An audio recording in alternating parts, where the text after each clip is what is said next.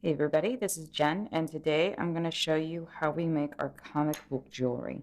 So here's what you're going to need. You're going to need Mod Podge, just the regular kind, and you're also going to need Dimensional Magic, which is another Mod Podge product. It's basically a resin that Mod Podge produces, and it's very gentle. So it's really good to use on the paper because it doesn't disintegrate it or change the colors. You're also going to need a pair of scissors, an X-Acto blade, and a paintbrush. Again, we recommend using real cheap paintbrushes because the glue pretty much destroys them after a couple of uses. You're also going to need the comic book that you want. In this case, we're going to be using a new comic book called Savara, and we're going to be making a necklace.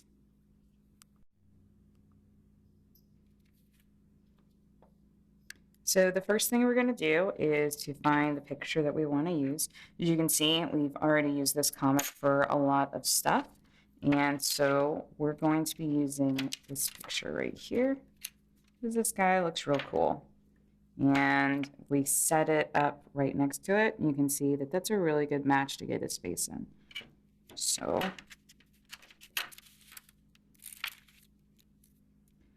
I like to lie the piece down that I'm going to be putting it in and kind of trace around it.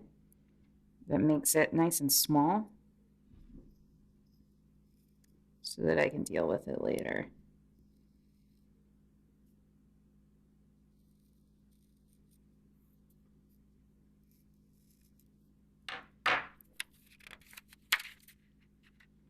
And then punch it out just like that.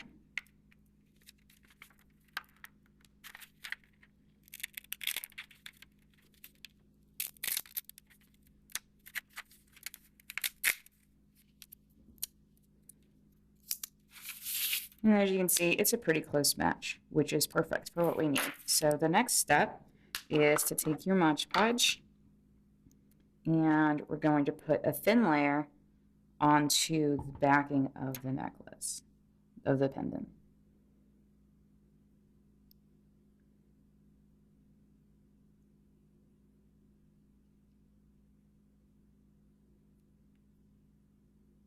We want to try and get into all the corners, because if we don't put the Mod Podge on there first, then the paper could come up when we're putting on the resin. It'll float to the top, and then it won't be nice and smooth like we want it to be.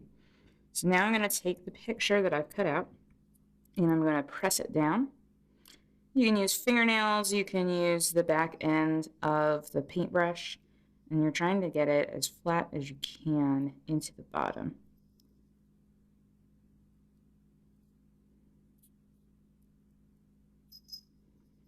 Take the back end of the paintbrush here and just make sure.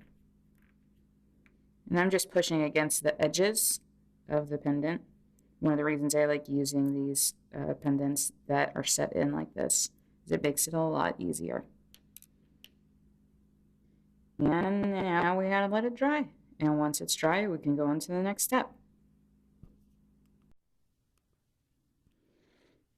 All right, so, and I made a second pendant with the Savara logo. It actually came off the back of the comic book and one of the small preview covers that a lot of comic books will do. So if you're looking for a cool comic book cover to fit inside there, those are actually the perfect size. I did get these pendants from Hobby Lobby.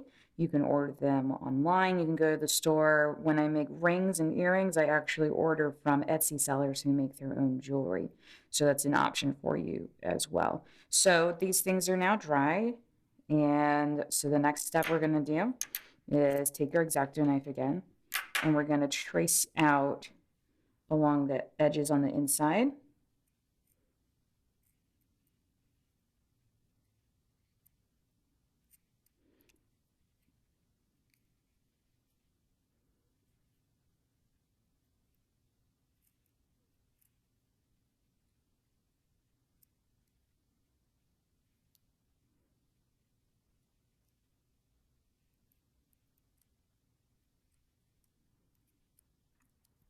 And then once we've cut that out, take your finger and press it along the piece you want to save, And we can pull it up just like that. As you can see, it wasn't quite dry yet, so it's a little feathery. That's okay. And now that piece goes away, and now all we're left with is the image that we want.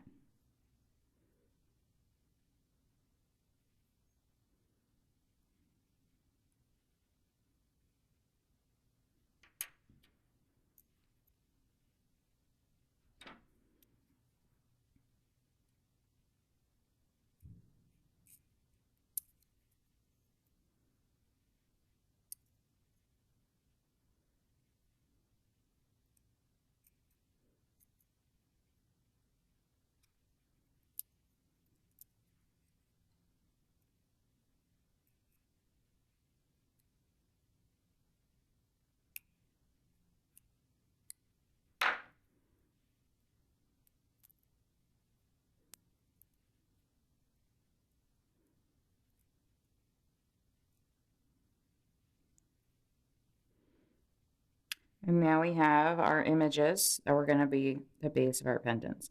So the next thing we're going to do is we're going to take the dimensional magic and we're going to put it inside the edges of the pendant.